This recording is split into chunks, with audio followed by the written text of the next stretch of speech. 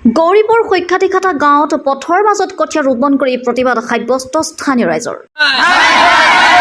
পশু হাই হাই মাধৱ বিশাল হাই হাই মনিষু চেয়ারম্যান হাই হাই আমার টকা লাগিব রাস্তা আমাক ঘুরাই দিও রূপসী পঞ্চায়েত হাই হাই অফিসার মেম্বার হাই হাই বাটৰ টকা খাইছে হাই হাই। গৌৰীপুৰ ৰূপসী গাঁও পঞ্চায়তৰ এটা সৈখ্যাতিখাতা বালাবাৰী গাঁৱৰ জৰাজীৰ্ণ পথে এতিয়া জলাকলা খুৱাইছে গাঁওবাসীক।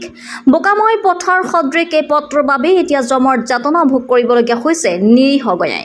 উপায়ন্তৰ হৈ পথৰ মাজতে কঠীয়া ৰোপণ কৰি প্ৰতিবাদ সাব্যস্ত কৰে এখন গাঁৱৰ ৰাইজে। এদিন নেৰানেপেৰা বৰষুণৰ ফলতে গাঁওখনৰ ৰোগী অনা নিয়াৰ ক্ষেত্ৰত অসুবিধাৰ লগতে ছাত্ৰ ছাত্ৰীক স্কুললৈ যোৱাটো অসুবিধাৰ সৃষ্টি হয়। আনহাতে গাঁওখনৰ ৰাইজে ক্ষোভ প্ৰকাশ কৰে যে বিধায়ক নিজানুৰ ৰহমানৰ ওপৰত নিৰ্বাচনৰ পূৰ্বে দিয়া প্ৰতিশ্ৰুতিৰ সম্পূৰ্ণ মিছা। নিৰ্বাচনত জয়ী হোৱাৰ পাছতো সকলো প্ৰতিশ্ৰুতি পাহৰি থাকে। এনেকি এবাৰ অঞ্চলবাসীৰ খবৰ ল'বলৈও সময় নাপায় বুলি ক্ষোভ ব্যক্ত কৰে ৰাইজে। পঞ্চায়তটোৰ মানে যিখিনি আছে আমাৰ গাঁৱৰ ভিতৰত এই গোটেই গাঁৱৰ আধা ৰাস্তাৰ টকাটো ইহঁতে আত্মসাৎ কৰিছে। গাঁওখনৰ নাম সুকেতিখাতা বালাবাৰী বুলি কয়। এই বালাবাৰী গাঁৱৰ টকা এই যে মছজিদৰ ইফালৰ পৰা আৰম্ভ কৰি এই সেইফাললৈকে গদাধৰ নদীলৈকে যিখিনি টকা আছিল ইহঁতে পিলাৰ পইণ্ট কৰি পেলাই পিলাৰ চিলাৰ উখুৰি গ'ল। ইমান দিন গুচি গ'ল, 6 মাহৰ নিচিনা গুচি গ'ল। সিহঁতে ৰাস্তাত মাটি নাকাটে। এতিয়া ৰাস্তাত যি অৱস্থা হৈছে আমাৰ এম্বুলেঞ্চ আহিব নোৱাৰে।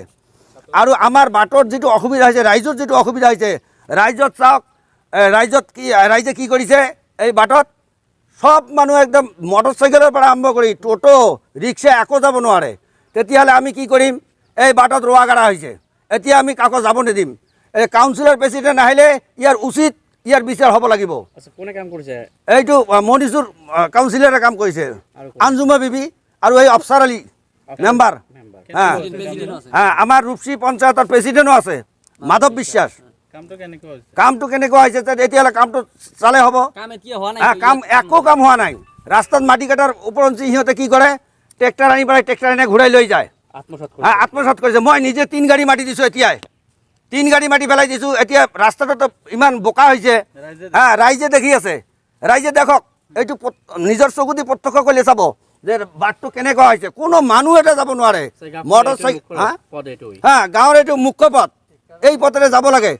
তাৰ ইয়াত বহুত মানুহ আছে, 300-350 ঘৰ মানুহ আছে। এই বাটটো কি অৱস্থা? এতিয়া ইয়াৰ আমাৰ উচিত বিচাৰ লাগে।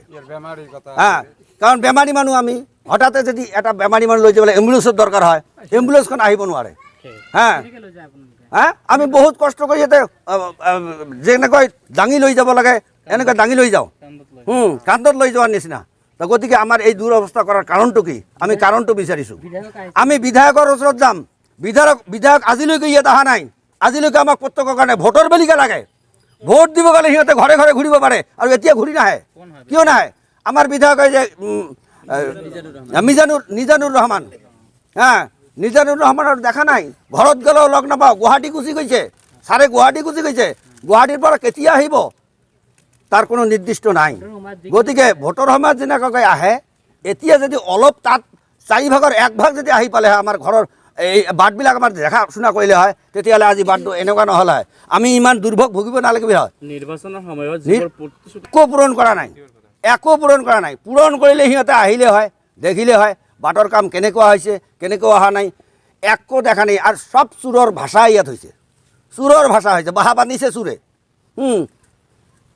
গতিকে আমাৰ ইয়াৰ উচিত বিচাৰ লাগে। আমি বেলেগ ক'ব নোখোজো, আমাৰ উচিত বিচাৰ লাগে। গৌৰীপুৰৰ পৰা শ্বহীদুল হকৰ ৰিপৰ্ট, যমুনা 365। মোৰ নাম আজাদ আলী।